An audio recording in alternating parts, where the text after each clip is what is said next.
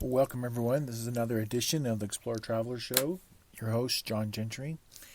And today I just wanted to kind of go over some of the latest adventures that you've seen that have been published on the website exploretraveler.com. And I think I'm going to start off with petroglyphs. So I'm currently exploring the southwest of the United States. And the one thing that it's interesting about it is because of its dry nature, the petroglyphs of ancient peoples have survived.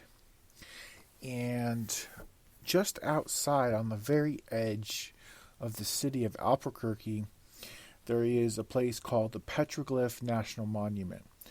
And it's not a normal park. It's actually, the land is actually, a piece of it's like maybe owned by the federal government. Another piece of it is owned by like the city of Albuquerque. And so it's kind of separated in 4 different sections. 3 of those sections is a part of the petroglyph trails. I wouldn't call them super challenging, except for the fact that the environment, if you go on the trails at the wrong part of the day, at the wrong part of the year, maybe it's more than you can handle. But I mean, it was fairly warm when I went, and I was able to do it pretty easily. But what's interesting is, out of all of the petroglyph trails, I think the first one in my report was probably the most interesting. So I'm going to quickly go over to the website. And if you look down there, the second post is the Albuquerque Petroglyph National Monument. And the one that caught my attention the most was the Boca Negro Canyon petroglyphs. Some of these petroglyphs are very, very detailed, surprisingly detailed. And I've seen things that I would say are maybe ceremonial human figures, would be something I would call that. Symbolic, animals, lizard type looking creatures. But I think what's interesting is some of the shapes of the animals, seem to represent maybe some animals that are no longer present in the current environment. So it's possible that some of these pictures are the last documented reference of an animal that may be extinct, right? So I think that's something to point out. Now, I did a pretty good YouTube video. I mean, at least I think I did. Now, I'm an amateur videographer, so you'll have to bear with me on this. But the one thing that you'll notice is I just show you what I see.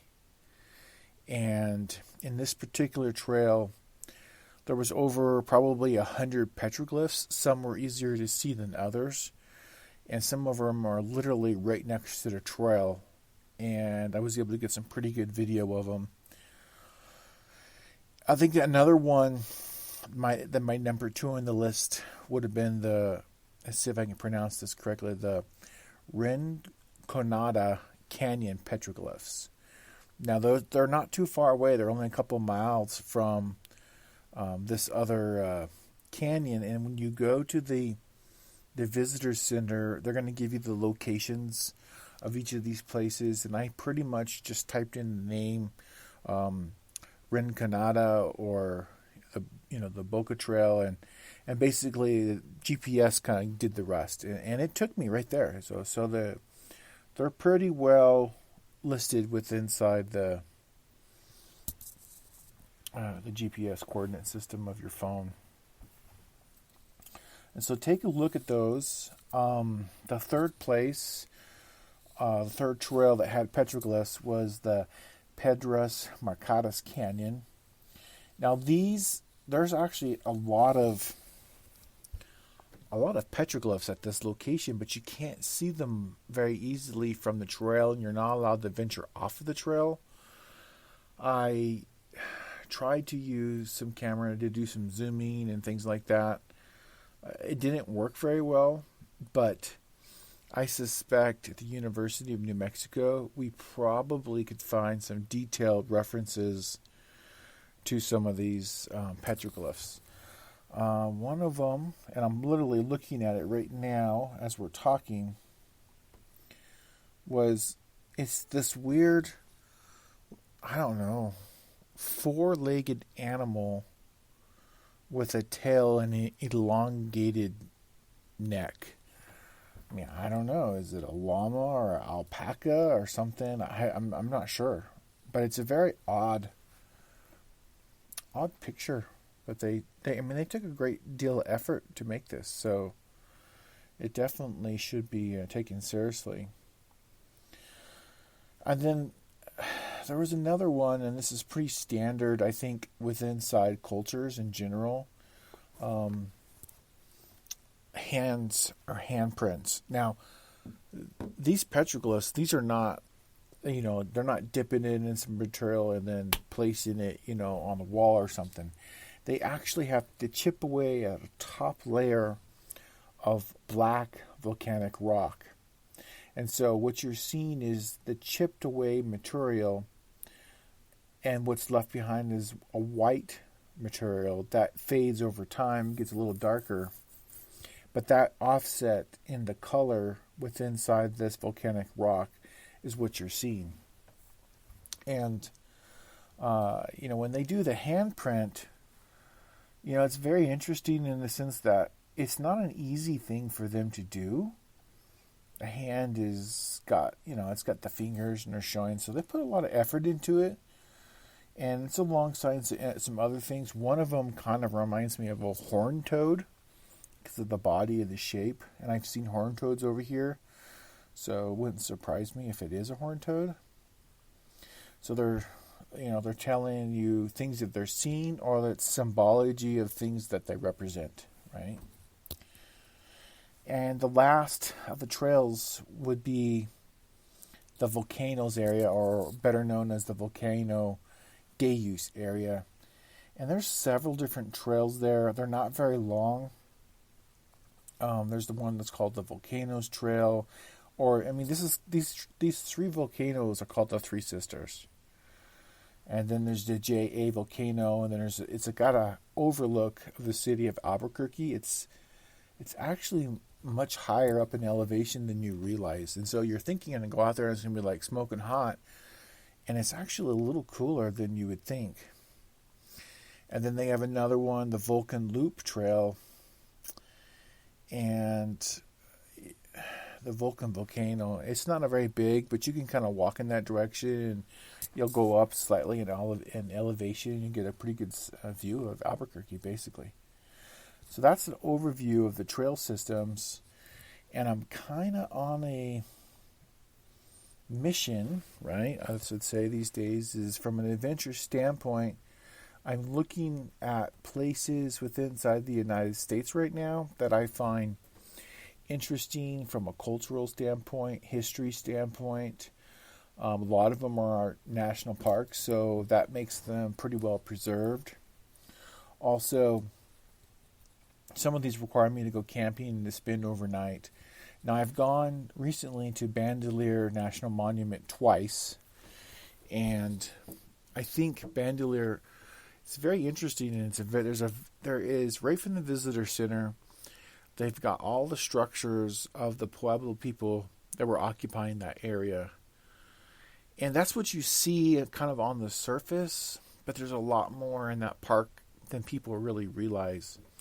And just staying at the Juniper campgrounds, there's several trails from there that are not difficult to get to, and you can literally just walk from your camping spot. But one of them, it takes you to an overlook.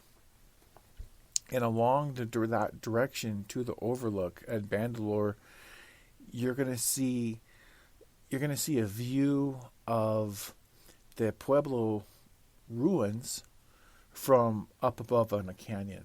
So that's very interesting. But on the way there is 2 archaeology sites where a group of people they call the Anastasi, I guess they occupied that plateau up there. Now, I'd have to assume that maybe they had access to water up there somehow, but I didn't see any water. It's a pretty dry area, so the climate must have, changed, and which would explain why they left. So that was another site that I was going to, and inside that park, there's another petroglyph area called the Painted Cave. Now, I haven't been to this because it's difficult to get to, and I'm actually having to condition my body to be able to be prepared to go to this Painted Cave location. And it's kind of a conclave cave of sorts, and it's got a lot of, I can see some photos of it. There's not a lot of photos on the internet with it. And the ones that are there are somewhat old.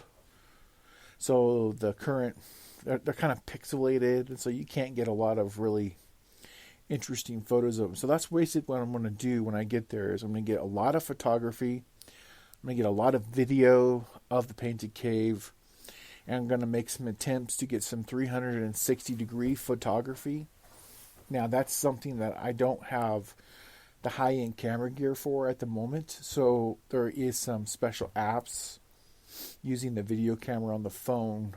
I may be able to grab some. So that's what I'm going to try to do. May have to get a special stand. I'm unsure. But to get there, I got to be prepared to walk out in the hot desert for about 22 miles, I think. So I'm going to have to carry a ton of water. I need to be prepared to be spending 2 nights out there, but they believe you can do it with spending 1 night. That's their estimation. You don't know how fast you're going to travel until you start doing it, and carrying a full pack in, some parts of the day up there. I don't see them getting to 100 degrees, but you're going down into some valleys, and the temperatures may rise into the 90s. And it's a pretty hot, dry heat, and, I'm going to have to wear a lot more clothing because I don't want my body's moisture to evaporate too quickly. And the water is going to be heavy, and that's mostly what I'm going to be carrying is water. I'll have some dehydrated food with me, a way to... I'm not sure if I want to do the dehydrated food or if I'm going to go with MREs. And I may opt for MREs because they come with these heaters that don't require me to do anything that's like connected that could start a fire. So I want to be very careful with that. This is a very dry area of New Mexico. And it's a dry time of the season, and it's actually drier than normal. So it's going to be pretty ripe for fire. So I may just opt for MREs, which are heavier. Downside, and of course you got to carry the garbage out, so that has to be taken into consideration. So I'm just going to have to see. There is some dehydrated meals that do okay in cold water and absorbing the water, and I've got some reviews actually on the website Exploretraveler.com, and one of those is the mango sticky rice. It actually tastes pretty good cold. If you're on a hard hike, nice hot meal when you're resting is always welcome, but that might not be the case. And maybe I take 1 MRE for the first evening that I can heat up with water, and maybe I take a couple things similar to the mango sticky rice that taste good cold. And there's some things like desserts. They don't have a lot of calories in them, surprisingly enough, but they got some space ice cream that has about 300 calories, which sounds like a lot. Maybe if you're sitting at home doing coding or working on the website like I do sometimes. But, 300 calories, carrying a backpack in a hot heat over rough terrain, going up and down mountains. Yeah, that's just a few minutes, right? So you need a little bit more calories than that. You're going to have to, I'm going to have to be prepared to have 3,000 or more calories per day. So estimating a maximum of 3 days. So I need to make sure I basically have, an excess of 9,000 calories, so 10,000 calories or more. That's a lot of food, right? And I want to make sure I have the energy to do so. Now, I've been training, so I'm not nearly as out of shape. I'm still a little overweight, but for some reason, that overweight makes it easy for me to do hiking. Makes me harder to do other things like running, but for hiking, I seem to do very well at it. So that is the Painted Caves. Once the temperatures reduce here, I'm hoping I can get down to a place called Three Rivers, and there's some other petroglyphs, but that's from a people that are not connected to any of the Pueblo tribe people. So I think that's significant because, honestly, archaeologists and anthropologists and historians, they do not know really who these people are. I cannot find a lot of information on it. So when I go down there, I hope to get some clues, talking to some people there that maybe they can clue me into some academic research that's hard to find. Or maybe there's an old book in the library. And so I'm going to try to get some information on that. And symbology, ancient symbology, it's been used in every place in the world, every culture. And the American Southwest is no different. There's a significant amount of symbology. I think there's some ideas about what some of these symbols mean, but they're trying to convey a message over time that is there for us to interpret it. And I think as an avid adventure travel enthusiast such as myself and my family and some of my friends, we, I think, have an obligation to help, share this information, share this symbology and what we learn. And I think in doing so, I think in a way it's a peaceful way of getting people out, looking in their own backyard, in their own countries, in their own regions of the world, and exploring nature, because inside nature is the evidence of a past history and past civilizations of human beings that were trying to leave us information and messages, right? Within everything that they do, right? We can learn a lot. I mean, just think about if you're a scientist, 20,000 years from now, what's the best way to learn about the different things that we used in everyday life? Well, you're going to want to go to one of those dumps, right? You're going to find pieces of stuff that we had discarded. Now, that doesn't mean they're going to get it 100% right, but they'll have an idea how we lived, what we did, what was the pinnacle of our civilization, how did we rise, how did we fall, how did we rise again. I mean, all these things can be determined, through the trash heaps of the past. And so there's a lot of the stuff that you see in the museums, a lot of it's taken from basically a trash heap from a long time ago. They probably weren't thinking about that was information that would be discovered in the future and be useful. But if you start combining the symbology and start combining the artifacts that are found, building structures, all this becomes extremely fascinating, and it paints a picture and a message, of something that they may have wanted to convey. And maybe that was their idea of religion, their idea of their ancestors, their family, because some of these petroglyphs show families. I think that's very interesting. They're showing a family. Why is a family on there? Does it represent their family, a past family, a family that passed away? We're not going to know that, but they're wanting us to see this for the future, right? And so we're honoring them by receiving their message and trying to understand it. And it's a good part of being able to travel internationally and domestically. And so that's something I'm doing this year, is trying to understand a lot of the different cultures within the American Southwest And hopefully we get into Mexico, but I don't know if that's going to happen or not with current travel situations as they are. And so another area, the Pueblos had a quite large and extensive, network of towns, villages. I won't call them city centers, but maybe much larger centers where people gathered. And there's quite a few locations still for me to go to. I am going to document each one. And of course, each one will have its own separate article. Hopefully, I'll have a video for each one.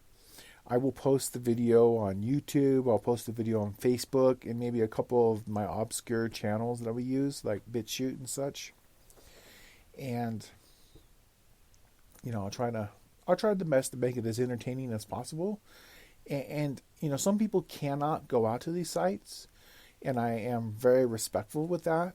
I myself am getting older, and one day I won't be able to do this, and I will be looking at other people's material. So I'm trying to put myself in other people's, situations in their 70s and 80s, hopefully older than that. A lot of them are watching these. I see the data that comes in from my analytics, and sometimes I am surprised that,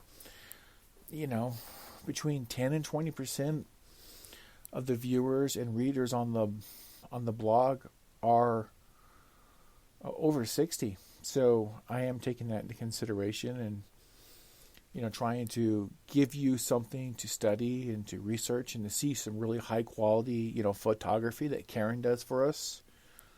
And I'll try to improve the video over time.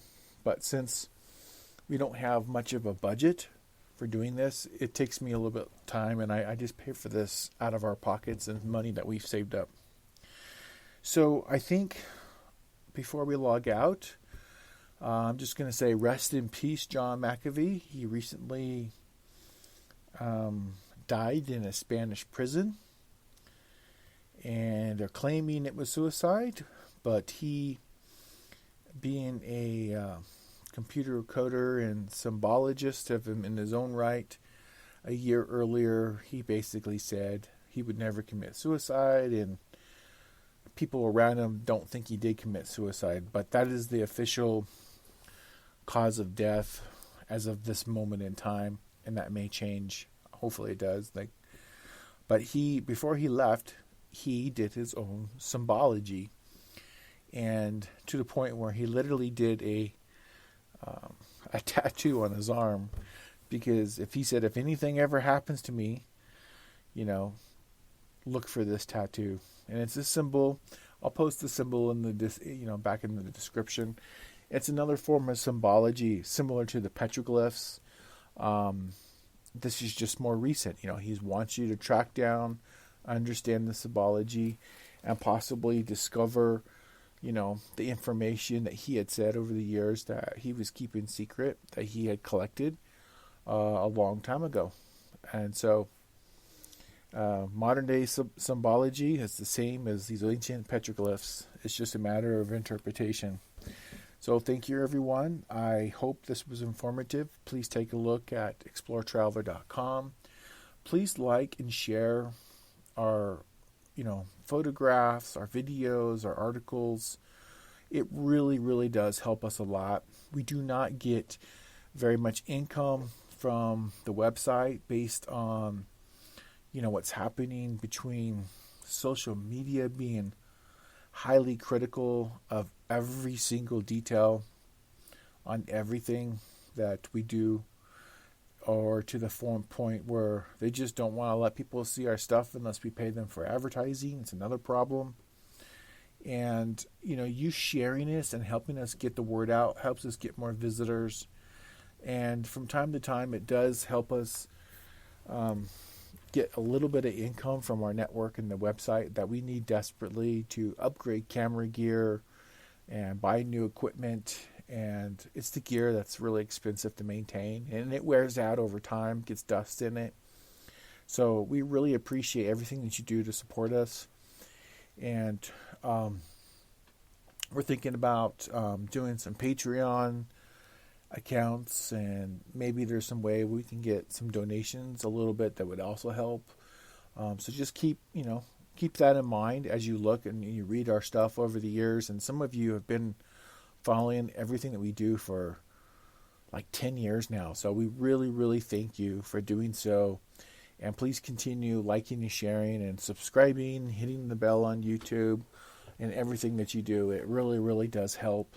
Helps us rank higher than in some Google. So I think that's it. I want to keep this relatively around 20 minutes. And I thank you. And travel on, everyone.